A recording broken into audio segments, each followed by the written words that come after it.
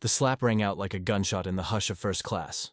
A white airline captain striking a young black woman in front of stunned passengers. Phones came up. Whispers turned to gasps. And the captain stood over her, drunk on his authority.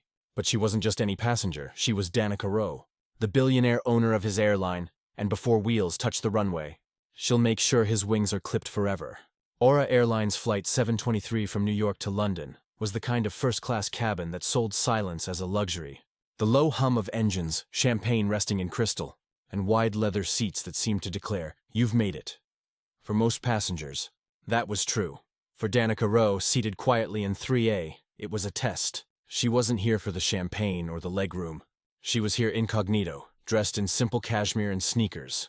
Without a hint that she was the billionaire majority owner of the airline, she wanted to see what happened when no one knew her name. It didn't take long. A heavy-set white businessman in 3B staggered down the aisle, whiskey on his breath, dragging a roller bag that looked too large for the overhead bins. He eyed the empty space above Danica's seat, space she'd claimed for her own carry-on. The flight attendant, Linda Carver, appeared, flashing the kind of smile that was warm for some passengers and cold for others. She gestured at Danica. "Ma'am, we'll need to move your bag so this gentleman can store his—" Danica looked up calm. "There's room for both. My bag stays." Linda's smile thinned, without another word. She reached up and yanked Danica's carry-on from the bin. "Put it back," Danica said evenly, her voice like steel. The businessman snorted. "Oh, for God's sake, just move it. People like you don't belong here anyway." The insult hung in the air, ugly and heavy. A couple of passengers looked away. Others pretended not to hear. Linda folded her arms. "If you're going to make this difficult, I'll have to get the captain." Within minutes, he arrived. Captain Jack Stratton was tall, broad-shouldered, with a face weathered by years in the cockpit, and a presence that demanded control. He strode up the aisle, stopping beside Danica's seat. "On my aircraft," he said, his voice deep and sharp. "You follow crew instructions without debate. Move the bag or you'll be removed from this plane." Danica didn't move. "Your crew member touched my property without consent. There's no safety issue here, only bias." Murmurs rippled through the cabin. Stratton's eyes hardened. Final warning. Danica's gaze locked on his. "Then you'd better be prepared for the consequences." The captain's jaw flexed, a flush of anger creeping up his neck, and then crack. His open palm smashed across Danica's face. The sound cut through the cabin like a gunshot. Her head snapped sideways, a bright red mark blooming across her cheek. Gasps erupted. Someone whispered, "Did he just?" Phones shot up. Recording. Linda froze, hands trembling. The businessman in 3B smirked, slowly. Danica turned her head back toward the captain.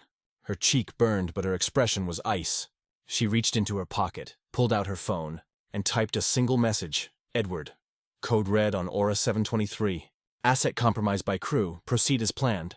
Stratton didn't notice the shift in the air, the way some passengers were now staring at him like prey that didn't know it was cornered. The next 7 hours were his last in uniform. By the time Flight 723 touched down at Heathrow, uniformed security was waiting at the gate. Stratton's confident stride faltered when he saw the CEO of Aura Airlines, Edward Kane, flanked by legal counsel and 2 board members. "Captain Stratton," Edward said, his voice cutting like glass.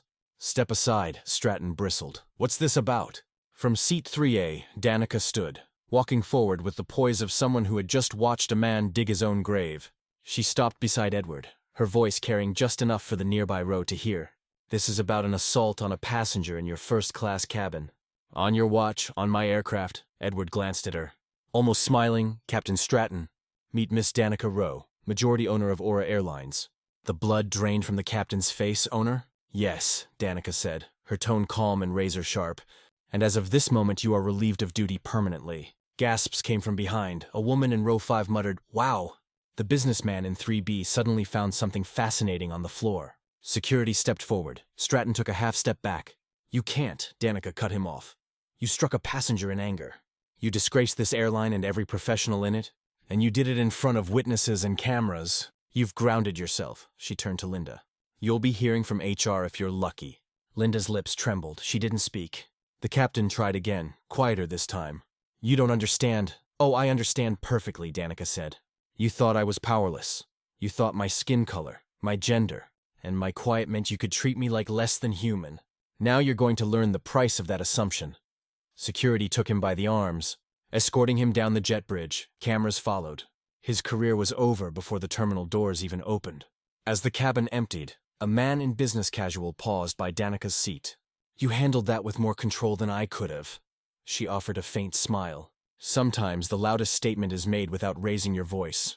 When she finally stepped off the plane, the air outside felt different, cleaner, lighter. Behind her, Flight 723 would be remembered not for the slap that humiliated a passenger, but for the moment an abuser of power got grounded for life.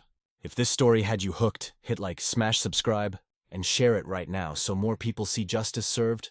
And tell me in the comments where are you watching from. Let's show how far the truth can all from Black empowerment.